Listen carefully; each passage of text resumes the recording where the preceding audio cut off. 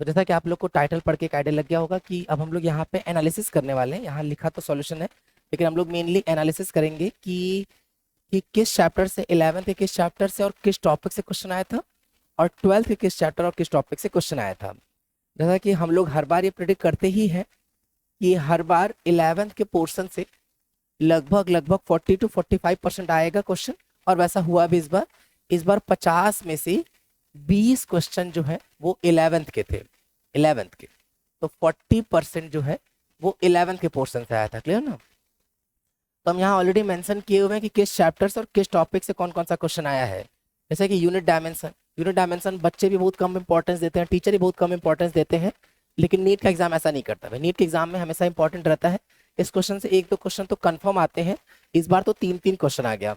Instrument से एक आया है और 2 क्वेश्चन डायमेंशन से, और बहुत बेसिक आए थे, ऐसा बिल्कुल नहीं था।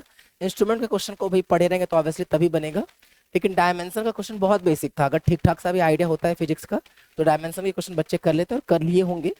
तो यूनिट डायमेंशन से इस बार 3 क्वेश्चन आया। मोशन इन 1D में हम लोग बहुत सारा समय देते हैं बच्चे भी, लेकिन जनरली उतना इंपॉर्टेंट होता नहीं है, जैसा कि इस बार भी हुआ। केवल एक क्वेश्चन आया वीटी ग्राफ से, और अगर एक बेसिक आइडिया होगा वीटी ग्राफ का तो बहुत आराम से क्वेश्चन बन जाता। Motion in plane, projectile motion से एक भी क्वेश्चन नहीं आया इस बार सिर्फ सर्कुलर मोशन से क्वेश्चन आया, और 2 क्वेश्चन आया है सर्कुलर मोशन से। ठीक है, वो भी फंडामेंटली था।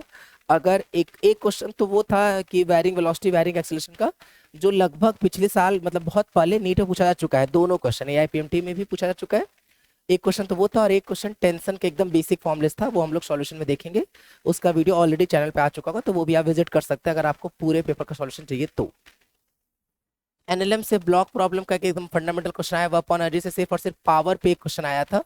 सेंटर ऑफ मास, कोलिजन और कंजर्वेशन ऑफ लीनियर मोमेंटम से इन इलास्टिक कोलिजन का बस एक फंडामेंटल क्वेश्चन आया है। ठीक है, मतलब हम बस ये कहना चाह रहे हैं कि बहुत बेसिक बेसिक भी आइडिया रहा होगा अगर इन टॉपिक्स का, तो भी ये क्वेश्चन बन जाते हैं। रोटेशनल मोशन में मोमेंट ऑफ इनर्शिया से क्वेश्चन आया।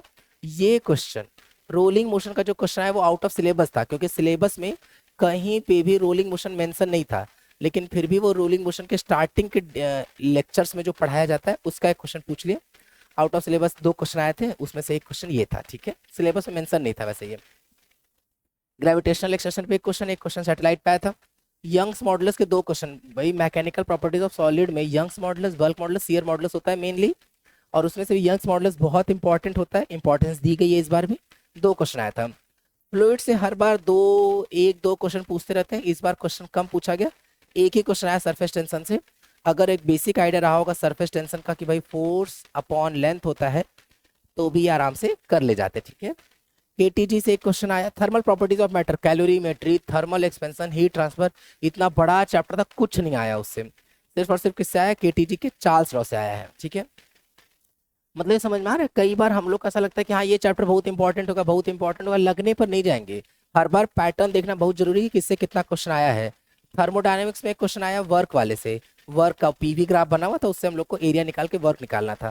खैर उसमें एरिया निकालने की जरूरत ही नहीं पड़ी, क्योंकि वॉल्यूम कांस्टेंट था, तो वॉल्यूम कांस्टेंट होता है तो वर्क डन 0 होता है। अगर ये भी पता रहा होता तो ये क्वेश्चन आराम से बन जाता। ठीक है, ऑसिलेशन एसएचएम चैप्टर से 2 क्वेश्चन आए। एक क्वेश्चन आया टाइम पीरियड और एम्पलीट्यूड निकालने का, एक क्वेश्चन देख करके, और एक क्वेश्चन आया था सिंपल पेंडुलम के बेसिक फॉर्मूले से, T = 2π√L/g। और ये दोनों टॉपिक हम लोग आराम से अपने वन शॉट वीडियो में भी कवर किए, तो अगर वन शॉट वीडियो भी देख के गए होंगे तो भी आराम से क्वेश्चन बन जाएगा। वेव से एक भी क्वेश्चन नहीं आया इस बार। अब हम आगे बढ़ रहे हैं, तो ये हो गया हम लोग का 11th के पोर्शन का डिस्कशन। 12th के पोर्शन से इस बार जैसा कि एक्सपेक्टेड था कि लगभग 55 to 60% आता है, आया है इस बार 60% क्वेश्चन आया इससे। 12th से 30 क्वेश्चन आया, 60% कुल। ठीक है ना, हम लोग बोलते हैं कि पहला चैप्टर बहुत इंपॉर्टेंट, देखो पहले चैप्टर से एक भी क्वेश्चन नहीं आया, कोई क्वेश्चन नहीं। इलेक्ट्रिक पोटेंशियल एंड कैपेसिटेंस से 4 क्वेश्चन आया। एक आया पोटेंशियल ड्यू टू डाइपोल, एक आया इक्विपोटेंशियल सरफेस पर, एक आया है सी करंट पे। इक्विवेलेंट का फॉर्मूला नहीं, वो कैपेसिटेंस के लिए सीरीज कॉम्बिनेशन पैरेलल कॉम्बिनेशन वैसा था। और एक क्वेश्चन एकदम बेसिक से आया था कि अगर प्लेट्स को पास लेके जाएंगे, दूर लेके जाएंगे, तो उस पर था। करंट इलेक्ट्रिसिटी से भी 4 क्वेश्चन आए हैं। करंट इलेक्ट्रिसिटी हर बार इंपॉर्टेंट रहता है, लगभग 3-4 क्वेश्चन कंफर्म रहते हैं इससे। ठीक है, चैप्टर 2 उतना इंपॉर्टेंट नहीं रहता है हमेशा, लेकिन पिछली बार भी करंट इलेक्ट्रिसिटी से काफी क्वेश्चन आए थे, इस बार भी आए। इस बार तो 4 क्वेश्चन आए हैं। तो terminal voltage, P equivalent, R equivalent और व्हीटस्टोन ब्रिज से आया कि क्वेश्चन, तो 4 क्वेश्चन ये।